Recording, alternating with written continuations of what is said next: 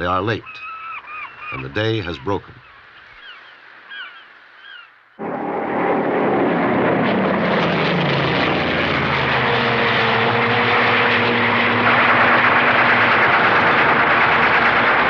Air support is not heavy and has been held back to the last moment to guard the element of surprise.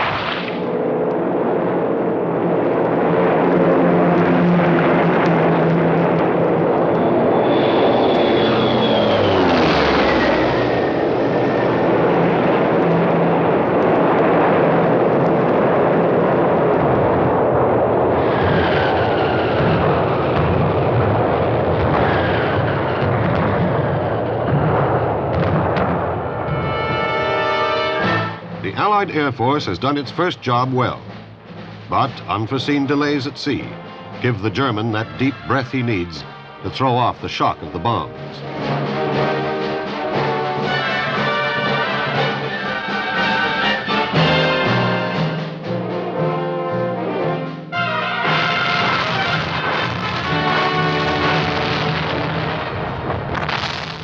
Many of the landing craft are late. Some will miss their objective. Much of the surprise is gone, and the sun shines brightly down.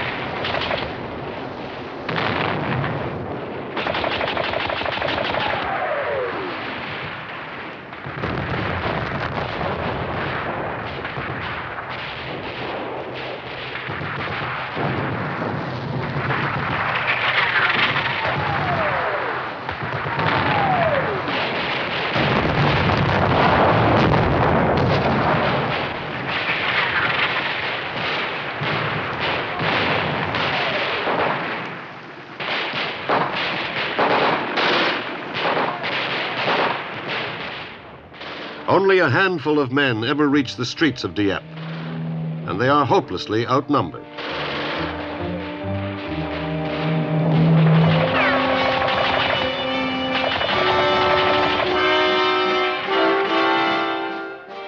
Offshore, the commanders wait vainly for word on the battle.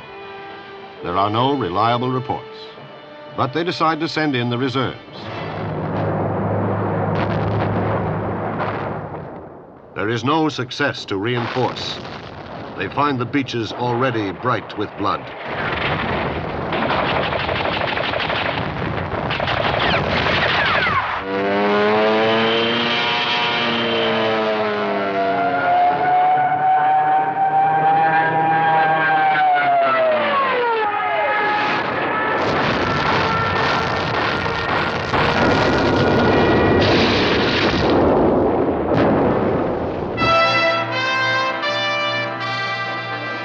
From the BBC in London, a life-saving announcement is beamed out to the citizens of Dieppe. Il y a quelques heures qu'un coup de main se poursuit dans le secteur de Dieppe, sur la côte nord de la France, contre les forces d'occupation allemandes.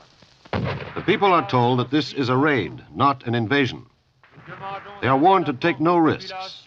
Do not get involved, they are told. Do not expose yourself to German reprisals. You will be needed when the invasion comes. Ne bougez pas. Ne vous exposez pas aux représailles des Allemands. Au jour de la libération, la France et ses alliés auront besoin de vous. Achtung, Achtung! Großalarm für alle Staffeln. Ich wiederhole. Großalarm für alle Staffeln. Achtung, Achtung! Alle Staffeln.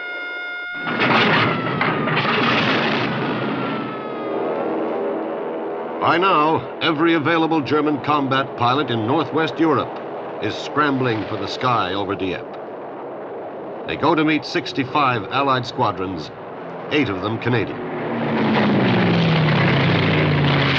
Above the tortured beaches, the sky is laced with flame. Allied fighters must pull 500 German planes from the backs of the infantrymen. Otherwise, there can be no withdrawal.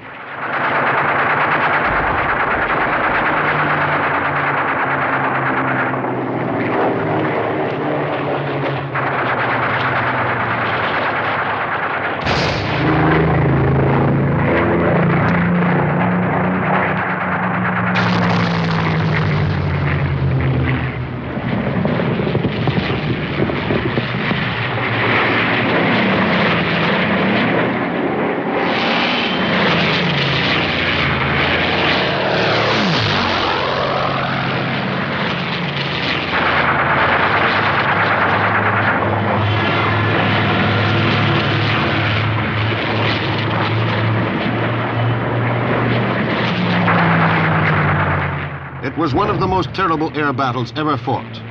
106 Allied planes were destroyed to only 48 of the enemy. But the German pilot had been drawn away from the men and the ships below.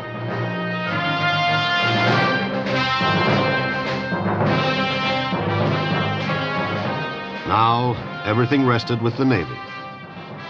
For helpless hours, they could do little but watch.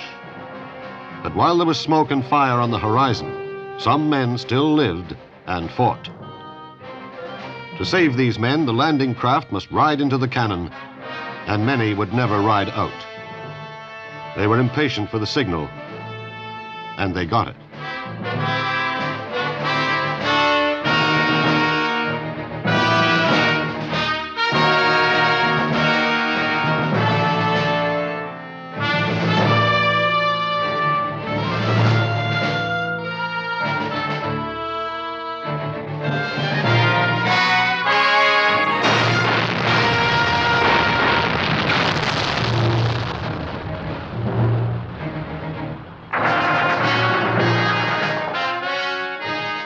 To reach the little ships, the men must cross the beach.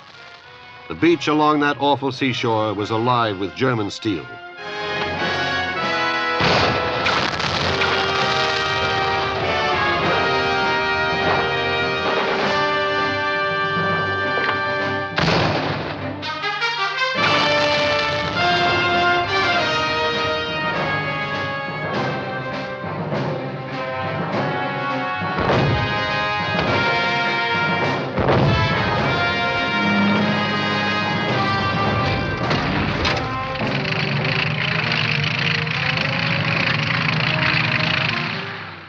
The Germans thought they had a full invasion.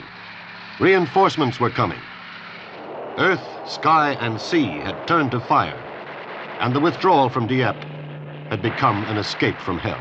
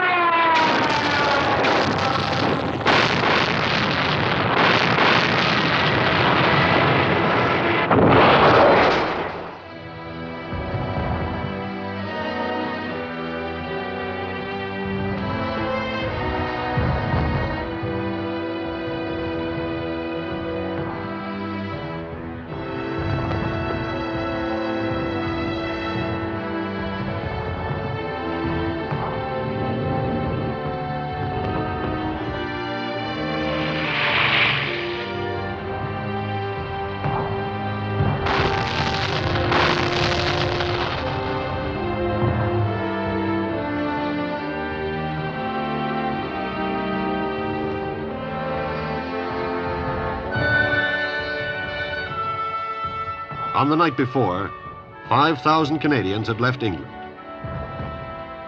Only 2,100 were going back. The ships could delay no longer, or even these men would be lost.